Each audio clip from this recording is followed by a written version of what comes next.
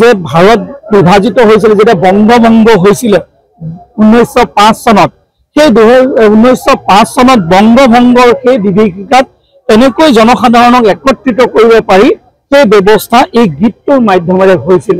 আৰু যেতিয়া ৰবীন্দ্ৰনাথ ঠাকুৰ ডাঙৰীয়াই আপোনালোকে জানে 1896 এই গীত আবৃত্তি কৰিছিলে, এই গীতটোৱে এটা প্ৰবাহমান কৰিছিলে, সকলো ভাৰতীয়ৰ মনত এক প্ৰাণৰ সঞ্চাৰ কৰিছিলে। আৰু তাৰ পৰাই এই গীতটিয়ে সকলোকে জাগ্ৰত কৰিছিলে দেশৰ প্ৰতি, দেশমাতৃৰ প্ৰতি দায়বদ্ধতাৰে। আৰু যাৰ বাবে দেশ সেই সময়ত বংগভংগ নহ'ল আৰু আমি একত্ৰিত কৰিলোঁ। এতিয়াও আমাৰ লক্ষ্য যে আমাৰ দেশমাতৃৰ প্ৰতি যাতে এটা দেশপ্ৰেমৰ ভাৱ প্ৰতি ছাত্ৰ ছাত্ৰীৰ হওক, এইটো আমি আৰম্ভ কৰিছোঁ। এই জয়ন্তী গোটেই বছৰ জুৰি কাৰ্যসূচী বিভিন্ন প্ৰকাৰে আমি ইয়াক আনুষ্ঠানিকভাৱে আয়োজন কৰাৰ ব্যৱস্থা কৰিম। এই ন্যায় পৰ্টেলত চৰকাৰখন কিমান কঠোৰ হৈছে আৰু শেহতীয়াকৈ তথ্য আয়ুক্ত ভাস্কৰ জ্যোতি মহন্ত পদত্যাগ কৰিবলৈ মুখ্যমন্ত্ৰীয়ে বাধ্য কৰালে নেকি? আপুনি মাননীয় মুখ্যমন্ত্ৰী মহোদয়ে বিগত সময়ছোৱাত তেখেতে যিমান নিষ্ঠাৰে এই গোটেই প্ৰক্ৰিয়াটো আগবঢ়াইছে সকলো অসমৰ ৰাইজে প্ৰত্যক্ষ কৰিছে। তেখেতৰ 19 তাৰিখৰ দিনটোৰ পৰা আজি পৰ্যন্ত তেওঁ নিৰন্তৰ চেষ্টা কৰি আছে কেনেকৈ জুবিন গাৰ্গ ডাঙৰীয়াক ন্যায় দিব পৰা যায়। আৰু যোৱাকালি তেওঁ যি ফেচবুক লাইভ কৰিছিলে, সেই ফেচবুক লাইভত তেওঁ অসমৰ ৰাইজক সম্বোধন কৰি কৈছে যে মই অসমৰ ৰাইজৰ যি আশা আকাংক্ষা আছে নিশ্চিতভাৱে SITয়ে সেইখিনি পূৰণ কৰিব আৰু আমাৰ ফালৰ পৰা যিমান সহযোগিতা চৰকাৰৰ লাগিব কৰিব। আৰু পৰ্যায়ক্ৰমে তেওঁ এটা এটাকৈ প্ৰত্যেকটো কামেই কৰি গৈ আছে যাতে কোনো ধৰণৰ ন্যায়ত কোনো ধৰণৰ সুৰুঙা যাতে ৰৈ নাযায়। আমি মাননীয় মুখ্যমন্ত্ৰীৰ প্ৰতি আৰু SITৰ প্ৰতি আমাৰ বিশ্বাস আছে, আস্থা আছে। নিশ্চিতভাৱে অসমৰ ৰাইজে বিচৰা ধৰণে এটা ন্যায় হ'ব আৰু যি ন্যায়ে হয়তো সঁচাকৈ জুবিন গাৰ্গ ডাঙৰীয়া হয়তো তেওঁ ন্যায় প্ৰদান কৰাৰ লগতে অসমৰ জনসাধাৰণকো সেই যি আশা, সেই আশা পূৰণ হ'ব বুলি আমি সকলোৱে অধীৰ অপেক্ষা কৰি আছো। তাৰ পৰিক্ৰমাটোত কেইবাটাও পদক্ষেপ তেওঁ গ্ৰহণ কৰিছে।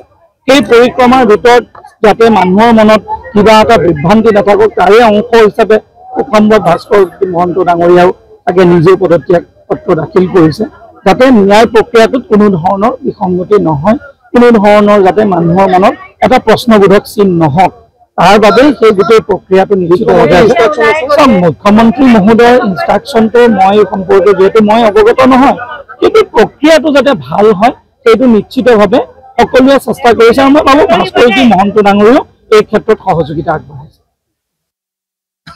ঠিক স্মৰণীয় দিন সমগ্ৰ ভাৰতবৰ্ষৰ বাবে।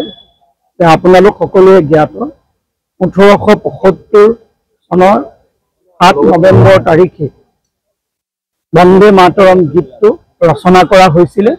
আৰু এই বন্দে মাতৰম গীতটি যোৱা 1 অক্টোবৰ তাৰিখে ভাৰতৰ প্ৰধানমন্ত্ৰী নৰেন্দ্ৰ মোদী ডাঙৰীয়াৰ অধ্যক্ষতাত যি কেবিনেট হৈছিলে, কেন্দ্ৰীয় কেবিনেটে সিদ্ধান্ত গ্ৰহণ কৰিছিলে সমগ্ৰ ভাৰতবৰ্ষৰ প্ৰতিটো স্থানত এই 150 বছৰীয়া বন্দে মাতৰম জয়ন্তীৰ আয়োজন কৰা যাব। প্ৰতিটো বিদ্যালয়, প্ৰতিটো শিক্ষানুষ্ঠান, বিভিন্ন সামাজিক অনুষ্ঠান আৰু আমিও ভাৰতীয় জনতা পাৰ্টীয়েও এই কাৰ্যসূচী আমি গ্ৰহণ কৰিলোঁ। সমগ্ৰ অসমৰ আমি প্ৰায় 7টা স্থানত আমি সামূহিকভাৱে বন্দে মাতৰম গীতটি পৰিৱেশনৰ ব্যৱস্থা গ্ৰহণ কৰিলোঁ। শোণিতপুৰ জিলাৰ তেজপুৰত আজি নেহেৰু মৈদামত সকলো ৰাইজৰ উপস্থিতিত ছাত্ৰ ছাত্ৰীসকলৰ সহযোগিতাত আমি বন্দে মাতৰমটো আনুষ্ঠানিকভাৱে সকলোৱে সমবেত সম্পূৰ্ণ গীতটো আমি পৰিৱেশন কৰিলোঁ। কেৱল মাত্ৰ আগত আপোনালোক সকলোৱে অৱগত যে গীতটোৰ আংশিক অংশটোহে আমি পৰিৱেশন কৰিছিলোঁ, কিন্তু আজি আমি সম্পূৰ্ণ গীতটি পৰিৱেশন কৰা গ'ল। আৰু ইয়াৰ পৰৱৰ্তী পৰ্যায়ত অহা 9 তাৰিখে আমাৰ অন্যান্য যিসমূহ জিলা, শোণিতপুৰ জিলাত আজি আমাৰ সমাপন হৈ গ'ল, বাকী অন্যান্য জিলাসমূহত 9 তাৰিখে এনেকৈ আনুষ্ঠানিকভাৱে বন্দে মাতৰমৰ এই গীতটি পৰিৱেশন কৰা যাব। আমাৰ লক্ষ্য প্ৰতিগৰাকী নাগৰিক, প্ৰতিগৰাকী ছাত্ৰ ছাত্ৰী, প্ৰতিগৰাকী ব্যক্তিয়ে বন্দে মাতৰম গীতটো যাতে হৃদয়ংগম কৰিব পাৰে, যি স্বাধীনতা সংগ্ৰামৰ মূল অস্ত্ৰ আছিলে বুলি ক'লেও ভুল কোৱা নহ'ব এই বন্দে মাতৰম গীতটি। আৰু এই বন্দে মাতৰমৰ গীতটি স্পন্দিত হোৱাৰ বাবে আমি দেশ স্বাধীন কৰিবলৈ সক্ষম হৈছিলোঁ। বহুত সংগ্ৰামী সেনানীসকলে মৃত্যুবৰণ কৰিবলগীয়া হৈছিলে, আত্মবলিদান দিবলগীয়া হৈছিলে। সেই গীতটোক তেখেতসকলৰ স্মৰণত আমি পুনৰ ছাত্ৰ ছাত্ৰীসকলক যাতে জাগৃত কৰিব পাৰোঁ তাৰ বাবে এই পদক্ষেপ আমি গ্ৰহণ কৰিছোঁ আৰু আমি আশা কৰিছোঁ আমি 7খন জিলাত এই কাৰ্যসূচী আমি লৈছিলোঁ আৰু 7খন জিলাত এয়া সুন্দৰভাৱে সম্পূৰ্ণ আয়োজন কৰা হ'ল। আৰু অহা আমাৰ 32খন জিলা আছে, এই 32খন জিলাত অহা 9 তাৰিখৰ দিনাখন এই কাৰ্যসূচী গ্ৰহণ কৰা যাব। যিকোনো খবৰৰ বাবে যোগাযোগ কৰক 7099017330 লগতে 7099017110 নম্বৰত।